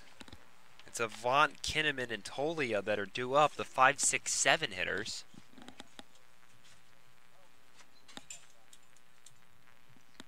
Three and 0 on Newtbar. Here's the pitch. That catches the outside corner. 3-1 the count. Newtbar looking to extend the Orleans lead. All is quiet out in that Firebirds bullpen. It looks like it'll be Brooks Wilson. Here's the pitch.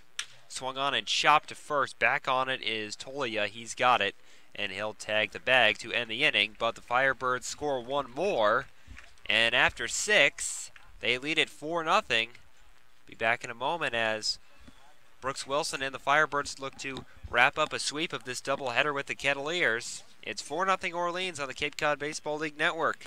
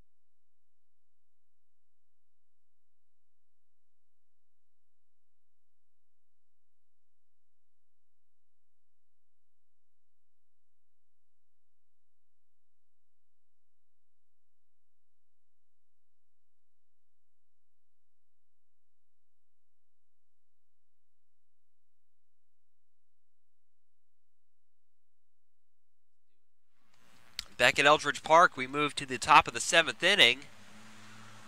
Last ups for Cotuit. They trail by 4. 3 in the first and then 1 in the 6th for the Firebirds. As Brooks Wilson returns for his second inning of work. He allowed a single but nothing else in the 6th. Very efficient inning. And he'll face the 5, 6, 7 hitters in this Kettleers lineup. Chandler Avant, Brett Kinnaman, and Michael Tolia. So here's Avant from the right-hand side. First pitch, ground ball foul wide to third.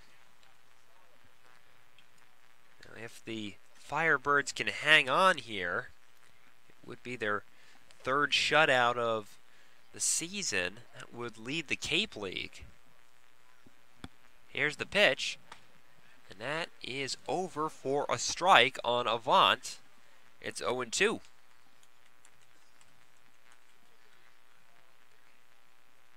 Here's the 0-2, and that's down and away. The Firebirds in pretty good shape now in the East Division.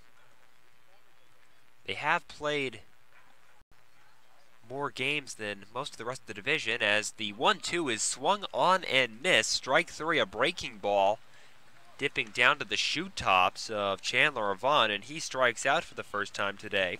First strikeout for Brooks Wilson. That will bring up Brett Kinnaman.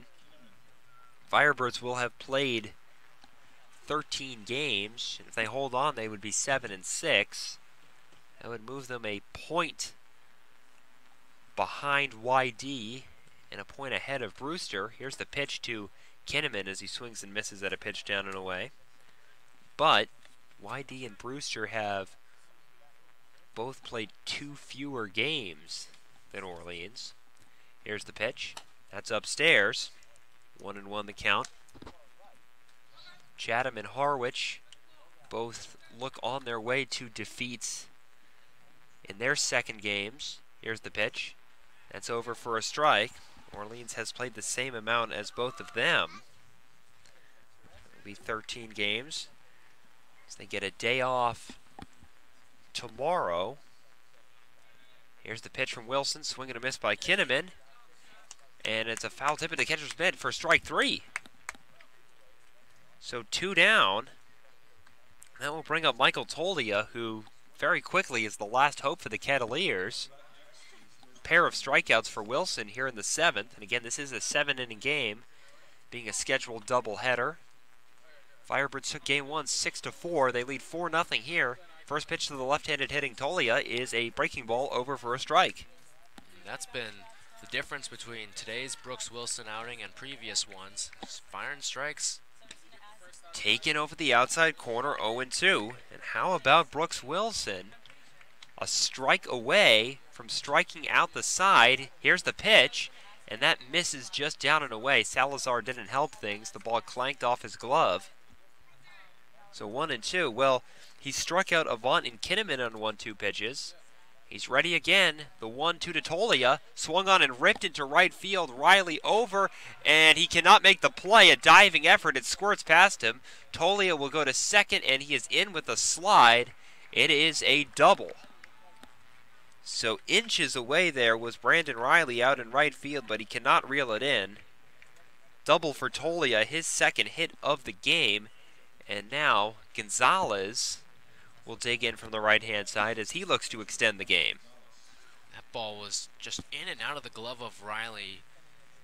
It would have been a tough play. He would have been veering down. He did make a diving effort. It would have been tough to come in standing up. Probably the right play to try to dive, brace his fall, and get more even-keeled with the ball. Will go as a hit. Here's the pitch to Gonzalez. Over the inside corner for a strike. First really hard hit ball we've seen against Wilson.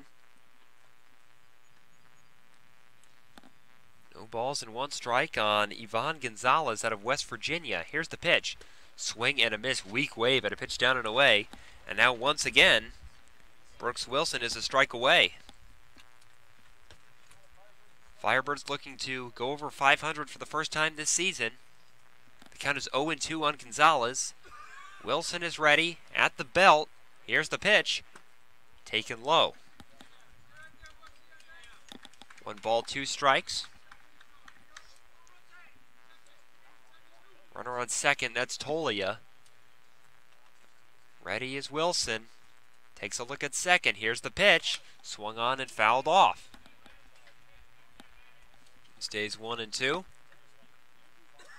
Top of the 7th, Firebirds 4, Kettleers nothing. Orleans looking to go to 7-6 on the season. Wilson looks in. He gets a sign. At the belt, here's the pitch. And taken for a ball just high. 2-2 on Ivan Gonzalez, who is making Wilson work for this final out. Ready again is Brooks Wilson. The 2-2. Swung on and flown down the left field line, but that's going to get foul. Home run distance, but about 20 or 25 feet off the foul line. So a loud foul off the bat of Ivan Gonzalez. Runner on second. 2 down, 4-0 Orleans as they look to wrap this one up. Gonzalez digs back in on the right-hand side. Wilson at the belt. Here's the pitch. Breaking ball inside. 3-2. Well, the number 9 hitter, Miles Lewis, is on deck. Wilson looking to wrap up this game for the Firebirds. He's ready. Wilson takes a look at second. Now the pitch. Swung on and grounded softly down the first base line, but foul. Quite the at-bat by Ivan Gonzalez with the game on the line, as he will see a ninth pitch. Tolia at second. He doubled on a sinking line drive that snuck past the right fielder Brandon Riley. Really tough play. He tried to dive for it. Here's the payoff pitch to Ivan Gonzalez. Taken for strike three. It drops in. A breaking ball by Brooks Wilson, and the Orleans Firebirds, for the first time in 2017, are above 500. They improve to 7-6 as they sweep this doubleheader with the Cotuit Kettleers. The final score of Game 2, Firebirds 4, Kettleers nothing, as Orleans moves into second place in the East Division. We'll take a quick break and be back in a moment with totals. Once again, the Firebirds are 4-0 winners here at Eldridge Park. We'll be back in a moment.